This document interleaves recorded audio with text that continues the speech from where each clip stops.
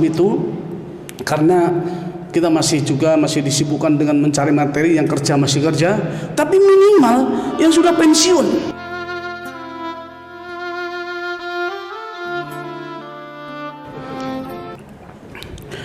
Bismillahirrahmanirrahim. Assalamualaikum warahmatullahi wabarakatuh.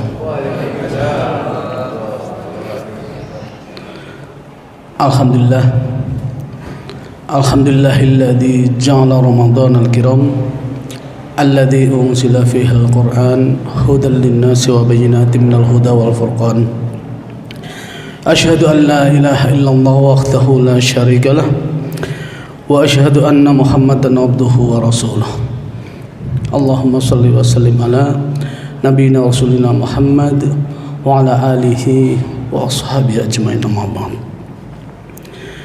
Marilah kita manjatkan puji dan syukur untuk hadirat Allah Subhanahu wa taala yang telah begitu banyak melimpahkan rahmat, nikmat serta karunia kepada kita, sehingga sampai dengan malam hari ini rahmat, nikmat serta karunia tersebut masih tetap bisa kita rasakan.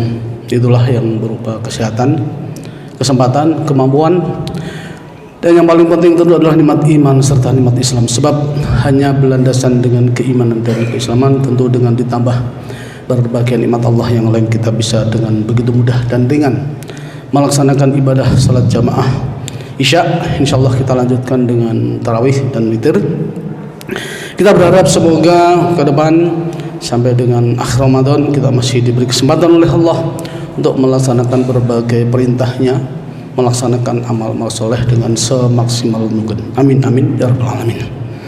Jamaah yang diberikan oleh Allah, sebagaimana kita ketahui bahwa Ramadan ini adalah bulan yang penuh berkah. Atakumur Ramadan, kata Rasulullah dalam sebuah hadis sahih, syahrun mubarak, telah datang kepadamu bulan Ramadan yang penuh dengan keberkahan. Para ulama mengatakan bahwa yang dimaksud dengan berkah ini adalah ziyadatul khair, tambahan kebaikan. Artinya apa? Artinya ketika kita melakukan kebaikan di bulan Ramadan, entah kebaikan itu berupa amal ibadah kita yang langsung kepada Allah, hubungan langsung vertikal kepada Allah maupun horizontal kepada sesama manusia, maka Allah akan lipat gandakan pahalanya lebih baik, lebih banyak daripada bulan-bulan yang lain. Oleh karena itu, orang berbondong-bondong di bulan Ramadan ini untuk melaksanakan kebaikan semaksimal mungkin. Tentu ini adalah dalam rangka untuk menghidupkan sunnah-sunnah Ramadan. Begitu banyak sunnah-sunnah Ramadan yang telah Rasulullah sampaikan kepada kita semua, sehingga sangat tidak tepat manakala kita menganggap antara bulan Ramadan dan bulan yang lain itu sama saja, berbeda. Bahkan para ulama mempersiapkan, terutama ulama-ulama salaf itu mempersiapkan Ramadan itu 6 bulan sebelum masuk bulan Ramadan. Persiapannya tidak hanya di mental, tetapi juga di materi. Di berbagai kisah disebutkan bagaimana ulama itu mempersiapkan materi khusus di bulan Ramadan. Untuk apa? Tujuannya adalah agar ketika bulan Ramadan datang sudah tidak lagi disibukkan dengan mencari materi. Sudah disiapkan sebelumnya khusus untuk bulan Ramadan, mereka tinggalkan segala kegiatan mencari materi khusus untuk beribadah kepada Allah Subhanahu wa taala. Maka kita sering mendengar ada para ulama yang sampai setiap malam atau setiap hari mengkhatamkan Al-Quran. Mengkhatamkan Al-Quran, tapi tidak hanya 1 bulan sekali, tapi setiap hari. Ada banyak kisah. Imam Syafi'i, Imam Hambali itu selalu begitu. Terus Abdullah bin Amr bin As itu juga demikian, ada gitu. Meskipun ketika Rasulullah menyampaikan kepada para sahabat, lakukan, khatamkan Al-Quran karena di sana ada keutamaan yang luar biasa. Beberapa hadis meskipun derajatnya tidak sampai derajat hasan, bahkan sahih, bahkan hasan sekalipun, ada yang mengatakan dhaif, itu mengatakan bahwa ketika khatam Al-Quran ini keutamanya luar biasa, sehingga apa? Doa-doanya pun mudah dikabulkan oleh Allah. Tidak perlu sebutkan terlalu banyak hadisnya, tapi intinya memang tidak sampai derajat hasan. Tapi ini pertanda bahwa ketika khatam Al-Quran ini keutamaan luar biasa. Maka Abdullah bin Amr bin As bertanya pada Rasulullah, ya Rasulullah, seberapakah saya harus membaca Al-Quran? Rasulullah katakan, khatamkan Al-Quran sebulan sekali. Ya Rasulullah, aku bisa lebih cepat. Kalau aku khatamkan 20 hari sekali, lebih cepat bisa, dan seterusnya sampai akhirnya 5 hari sekali. Aku bisa lebih cepat Rasulullah. Khatamkan Al-Quran, kata Rasulullah, 3 hari sekali. Lebih cepat dari 3 hari, kamu tidak paham yang kamu baca. Hadis sahih. Sehingga para ulama mengatakan mengkhatamkan Al-Quran sebaiknya tidak lebih cepat dari 3 hari sekali. Artinya 1 hari adalah 10 juz, dan ini diamalkan oleh para ulama. Begitu luar biasa, mereka berlomba-lomba 3 hari sekali khatam, 3 hari sehari berarti 10 juz. Ini kan luar biasa, luar biasa. Tentu membaca Al-Quran itu ya tidak asal baca, ada aturan, ada aturannya, ada ilmu-ilmu yang harus dipelajari berkaitan dengan Al-Quran. Al-Quran begitu memberikan hal yang terbaik bagi kita para pembacanya, memberikan syafaat, memberikan kemudahan di berbagai kehidupan kita. Nah, iqra'ul Qur'an innahu ya'ti yaumal qiyamah syafi'an li ashabihi ayli qari'ihi. Bacalah olehmu Al-Quran, kata Rasulullah, karena Al-Quran akan datang kepadamu pada hari kiamat memberikan pertolongan, syafaat kepada para pembacanya. Salah satu menghidupkan sunnah ya, di bulan Ramadan, baca Al-Quran. Kalau Rasulullah katakan kalau bisa sebulan Ramadan khatam 3 kali. Bahkan kalau para imam terdahulu, Imam Syafi'i misalnya, setiap malam khatam Al-Quran. Tentu mungkin kita tidak bisa semacam itu, karena kita masih disibukkan dengan mencari materi, yang kerja masih kerja, tapi minimal yang sudah pensiun macam itu, karena kita masih disibukkan dengan mencari materi, yang kerja masih kerja, tapi minimal yang sudah pensiun, yang sudah tidak terikat ya dengan kegiatan sibuk dengan mencari materi, laksanakan itu. Ini yang insya Allah salah satu cara menghidupkan Al-Quran. Dan Al-Quran itu selain dibaca, dihafalkan, dibaca dengan aturan yang ada. Tidak boleh baca Al-Quran seperti membaca koran atau baca buku-buku yang lain. Kenapa? Sangat riskan dengan sebuah kesalahan, dan ini sangat berbahaya. Para ulama mengatakan rubba qari'in wal Qur'anu yal'anuh. Banyak orang yang membaca Al-Quran, Al-Quran tidak memberikan pahala, tapi Al-Quran justru melaknat pembacanya. Salah satu karena kesalahan. Salah satu contoh yang sangat sering atau mungkin hal yang lumrah kita lakukan, misalnya ketika membaca ayat kursi, Allahu la ilaha illa huwal hayyul qayyum la ta'khudhuhu sinatu wala naum. La ta'khudhuhu sinatu wala naum. Allah tidak merasa ngantuk dan tidak perlu tidur. Ketika la ta'khudhuhu dibaca dengan pendek, la ta'khudhuhu, maka artinya sungguh sangat berbeda. La ta'khudhuhu di situ lamnya adalah lam nafi. Allah tidak ngantuk, tidak tidur. Ketika dibaca pendek, la ta'khudhuhu, menjadi lamnya adalah lam takkid, yang artinya berubah. Sungguh Allah ngantuk dan Allah tidur. Ini sangat berbahaya. La ta'khudhuhu sinatu wala naum. Kita sekarang bacanya terlalu cepat. Allahu la ilaha illal qayyum la ta'khudhuhu sinatu wala naum. Itu kan terlalu cepat. Lamnya menjadi lam takkid, yang mestinya adalah lam nafi. Lahu ma fis samawati wa ma fil ard. Lahu panjang, Lahu, untuknya, miliknya segala apa yang berada di langit dan di bumi.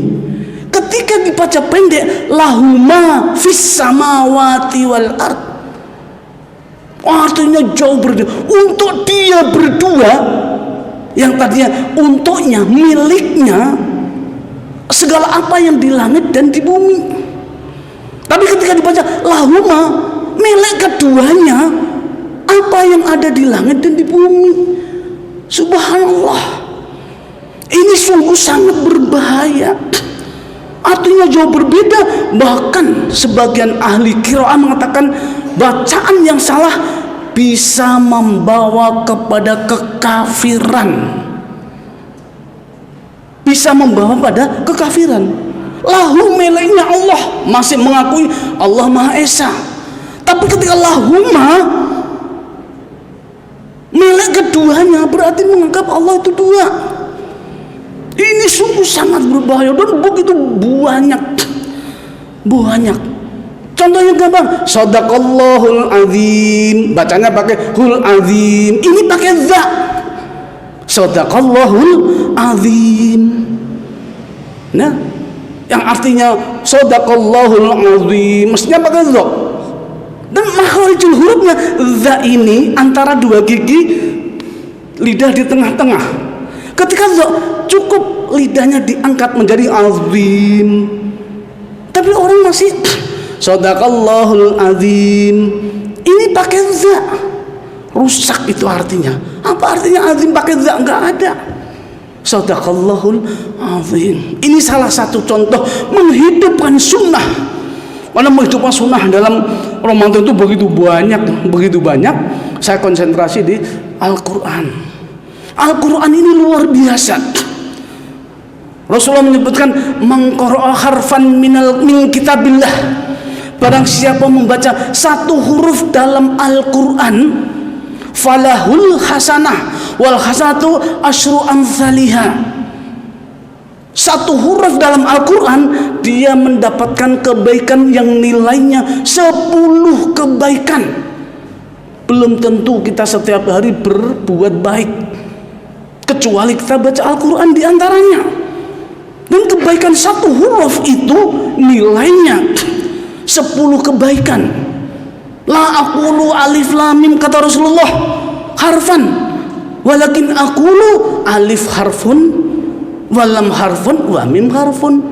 Alif lam mim itu bukan satu huruf, bukan 10 kebaikan, tetapi alifnya satu huruf berarti 10 kebaikan. Alifnya saja, lamnya juga sama, mimnya juga sama. Baca alif lam mim saja itu berarti 10 kebaikan kita dapatkan ketika baca Al-Quran.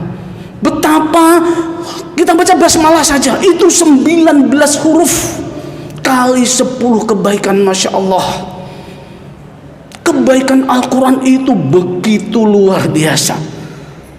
Dalam sebuah hadis yang lain Rasulullah mengatakan, orang yang mahir dalam membaca Al-Quran ma'asafaratil kiramil bararah. Orang yang mahir membaca Al-Quran, mahir artinya bacaannya benar, kemudian tidak salah, juga murattal tartil, maka dia bersama malaikat pencatat kebaikan. Tetapi orang yang bacakan wayatata, terbata-bata, susah payah dia baca, maka dia mendapatkan falahu ajroni, 2 pahala. Saya termasuk orang-orang yang sangat bersyukur bahwa di berbagai masjid selalu yang membaca, yang menjadi imam adalah para hufat, orang-orang yang hafal Quran. Insya Allah penghafal Quran, dia termasuk ma'as-safaratil kiramil bararah. Beliau berada di samping atau bersama malaikat pencatat kebaikan. Kenapa? Dijamin ketika dia sudah menghafal Al-Quran 30 juz, bacaannya sudah sempurna, makharijul hurufnya sudah benar, ilmu tajwidnya sudah benar, ini sifat-sifat hurufnya juga sudah benar. Apalagi kalau kita juga memahami artinya. Masya Allah, ini luar biasa. Tetapi tentu tidak semua kita mahir dalam baca Al-Quran. Kalau kita tetap berusaha belajar membaca Al-Quran dengan baik dan benar, kita dapat 2 pahala. Hanya masalahnya adalah ada orang-orang yang merasa sudah pintar dalam membaca Al-Quran, sementara ternyata dia masih salah. Sebagaimana salah satu contoh disebutkan, baca ayat kursi aja, la ta'khuduhu sinatu wala naum lahu ma fis samawati, itu sudah rusak, sangat rusak, sangat, dan itu masih banyak kesalahan. Tetapi para ulama sepakat seberapa besar pun kesalahannya ketika dia masih belajar, masih ngaji, masih menuntut ilmu, para ulama sepakat kesalahannya dimaafkan oleh Allah.